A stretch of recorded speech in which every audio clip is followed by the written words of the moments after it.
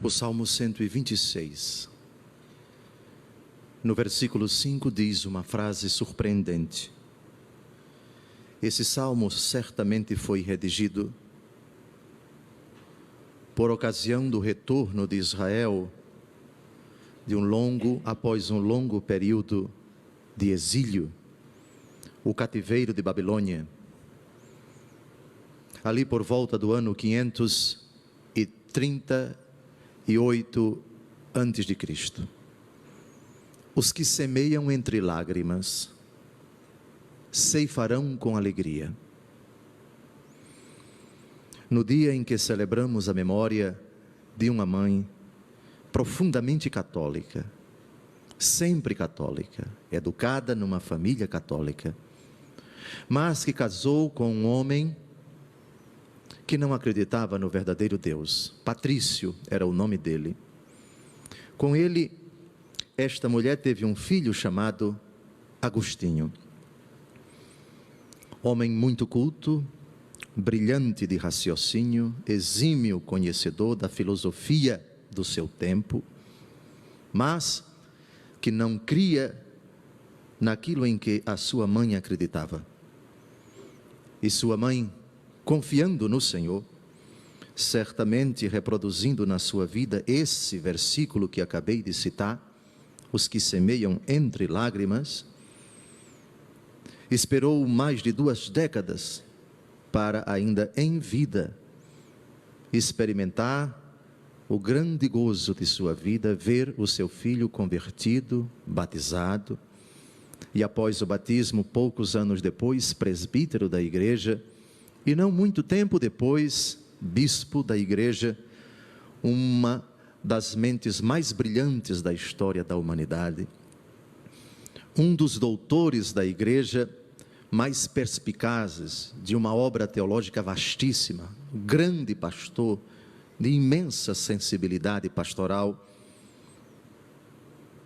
Nosso Senhor Jesus Cristo, no capítulo 16 de São João, versículo 20, diz algo parecido com o que acabamos de ouvir no Salmo 126, versículo 5. Vós chorareis e vos lamentareis, mas o mundo se alegrará. Vós estareis tristes, porém, a vossa tristeza se converterá em alegria. O Todo-Poderoso assegura-nos que a nossa tristeza não é eterna, e se assumida em espírito de fidelidade a Deus, ela é penhor, isto é garantia antecipada de uma alegria indizível. Aqui eu olho pela câmara de TV para todas as mães cristãs católicas que se mortificam, que rezam e que acreditam neste contexto de tristeza sadia, tristeza boa, e vou explicar por quê. Tristeza boa, tristeza que agrada a Deus. Aguardam a conversão do seu esposo, a conversão dos seus filhos, a conversão dos seus entes queridos. Eu falei de tristeza boa. Existe, Dom José, Deus nos quer tristes. A tristeza de Santa Mônica, sim, é uma tristeza boa, é uma tristeza que agrada a Deus. Gravem esse versículo para não esquecê-lo jamais. Segunda carta de São Paulo aos Coríntios, capítulo 7, versículo 10. A tristeza, segundo Deus, produz um arrependimento salutar que não traz arrependimento. Mas a tristeza, segundo o mundo, produz a morte. Portanto, há 2 tipos de tristeza, uma segundo Deus, outra segundo o mundo. Exemplo da tristeza segundo o mundo, a tristeza do jovem rico. Bom mestre, que devo fazer para ganhar a vida eterna? Por que me chamas bom? Só um é bom. Obedeça aos mandamentos. Tudo isso tenho observado desde a minha juventude, disse ele. Mas o Senhor acrescenta: uma coisa te falta. O jovem era muito apegado aos seus bens. Vá, venda tudo o que você possui, dê aos pobres, depois venha e me siga. Mas o jovem, muito triste, foi embora, porque era apegado aos seus bens. Essa é a tristeza que produz a morte. Mas a tristeza segundo Deus, não. Repito, segundo aos Coríntios 7, versículo 10. A tristeza segundo Deus produz um arrependimento salutar, do qual ninguém se arrepende. É a tristeza pela consciência dos nossos pecados, é a tristeza porque o nosso pecado ofendeu a Deus, machucou o nosso Senhor, causou a angústia do nosso Salvador, levou a morrer na cruz por nós. Essa tristeza leva-nos a sentir nojo do pecado, a sentir vergonha do mal praticado e a não querer mais continuar a fazê-lo, e a pedir perdão, e a partir de então uma vida nova começa. Essa é a tristeza que agrada a Deus.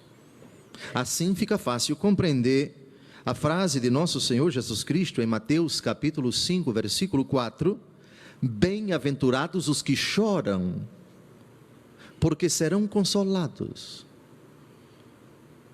Alguns desavisados lendo essa frase, então Jesus quer que a gente sofra, mas no mundo de tanto sofrimento ele ainda pede para a gente chorar. Mas que absurdo é esse? Absurdo não é isto, absurdo é a ignorância da senhora, ou a ignorância do senhor, com devido respeito. O texto no contexto, quando Jesus bem-aventura, declara feliz esse choro, é esse choro da 2 aos Coríntios, capítulo 7, versículo 10. Bem-aventurados os que choram, porque serão consolados. Vocês já imaginaram o que é 20 e tantos anos de choro de uma mãe, amando o seu único filho, rezando por ele e vendo na dureza do coração, na incredulidade, na vida devassa? Ela, porém, jamais desanimou, jamais entregou os pontos, jamais cruzou os braços, jamais deixou de acreditar que o poder de Deus é maior do que a dureza do coração do seu filho, e viu ainda nesta terra o seu filho convertido. Caríssimos, existe mais uma outra afirmação, esta da carta aos Hebreus, capítulo 5, versículo 7, que fala das lágrimas de Jesus. Pelo menos 2 vezes os evangelhos dizem que nosso Senhor Jesus Cristo chorou. Primeira vez, diante de Jerusalém, no Monte das Oliveiras, já no fim de sua vida pública, a consciência do seu quase completo fracasso junto à cidade de Jerusalém. Jerusalém, Jerusalém, que matas os profetas. Eu tantas vezes quis reunir os teus filhos como uma galinha reúne os pintinhos debaixo de suas asas. Mas dias virão em que não ficará pedra sobre pedra. O choro de Jesus, a desolação de um Deus rejeitado, na iminência de ser traído, preso, supliciado e morto. Mas o segundo choro também é comovente de nosso Senhor. Quem lembra? Jesus diante do túmulo de Lázaro, seu grande amigo, o seu suspiro, sua prece a Deus, e depois Lázaro vem para fora. Os que semeiam entre lágrimas ceifarão com alegria. Mas das lágrimas de nosso Senhor Jesus Cristo explicitamente fala a carta aos Hebreus, capítulo 5, versículo 7, aspas: nos dias de sua vida mortal, da sua carne, tendo oferecido com grande clamor e lágrimas, orações e súplicas ao que podia livrá-lo da morte, e tendo sido ouvido por causa da sua reverência, ainda que era filho, aprendeu a obediência por meio daquilo que sofreu. Vejam, o valor catequético na pessoa de Jesus das lágrimas derramadas. As lágrimas derramadas na tristeza segundo Deus, por favor, a tristeza segundo Deus aqui não é masoquismo, masoquismo é tara, masoquismo é doença. Tara que leva uma pessoa a sentir prazer sofrendo, isso é tara, isso é doença. Aqui não, lágrimas que levam a pessoa a crer e a esperar no silêncio, a suportar com resignação a vontade de Deus, a não se dobrar ao pecado, a não se conformar com ele. E isto leva a pessoa a aprender a obedecer por aquilo que ela sofre. O sofrimento, portanto, é uma escola de obediência. O segundo pensamento dessa breve homilia é tirado da primeira leitura de hoje. Reparem o paradoxo da angústia e da aflição, o que é que ela produz na vida de São Paulo. Escrevendo aos cristãos de Tessalônica, hoje uma cidade de quase mais de 1 milhão de habitantes no norte da Grécia, ficamos confortados em meio a toda angústia e aflição, pela notícia acerca de vossa fé. Paulo está angustiado, a igreja perseguida, também acossada por tantos problemas, mas ele sabe que essa tribulação, esse sofrimento, ele experimenta por causa da fidelidade a Cristo, pelo amor a todas as comunidades cristãs. Vós estáis firmes no Senhor, agora sentimos-nos reviver. E aí ele vai falar na angústia e na aflição do paradoxo da tristeza. Como podemos agradecer a Deus por toda a alegria que nos invade diante do nosso Deus por causa de vós? Vejam, na angústia e na tribulação, Paulo sente uma indizível alegria. Lembram do Salmo? Os que semeiam entre lágrimas, ceifarão com alegria. Oh, amados, é simplesmente maravilhoso o que a palavra de Deus nos diz. Que o Senhor confirme vossos corações numa santidade sem defeito, diz o angustiado e atribulado Paulo, cuja finalidade do seu ministério outra não é, senão levar aos corações a graça do Senhor, para que ela aumente e transborde sempre mais. Continua ele no versículo 12, a exemplo do amor que eu tenho por vós. Deus seja louvado. No início desta manhã, fazemos nossas as afirmações do salmista do salmo de hoje. Saciai-nos de manhã com vosso amor. Mas o salmista também fala da alegria. Saciai-nos de manhã com vosso amor e exultaremos de alegria todo o dia. Que bom começar o dia experimentando essa alegria.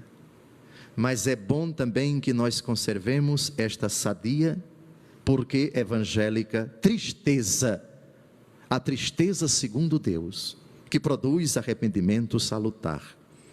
Ficai atentos, diz Jesus no evangelho de hoje. Porém, o evangelho de hoje, que conclui-se com essa afirmação misteriosa de Jesus, a respeito do servo que negligencia, pensando, meu Senhor está demorando, e começa a bater nos companheiros, a comer e a beber com os bêbados. O Senhor afirma, o Senhor desse empregado virá no dia em que ele não espera, e na hora em que ele não sabe. A alegria do mundo, a alegria que negligencia o dever de conversão, a alegria que leva a pessoa a brincar com sua obrigação, com sua necessária e imperiosa ordem recebida por Deus para vigiar, a alegria passageira, a alegria frugal, a alegria efêmera, a alegria do mundo, a alegria que está imbuída de um espírito de pecaminosidade, de perversidade e, portanto, de condenação. Ali haverá choro e ranger de dentes. Eu comecei falando da alegria, mas também do choro. Os que semeiam entre lágrimas ceifarão com alegria, mas no inferno também tem lágrimas, choro e ranger de dentes. Aliás, de novo, a afirmação de nosso Senhor, e com ela eu termino a homilia. Vós chorareis e vos lamentareis, e o mundo se alegrará.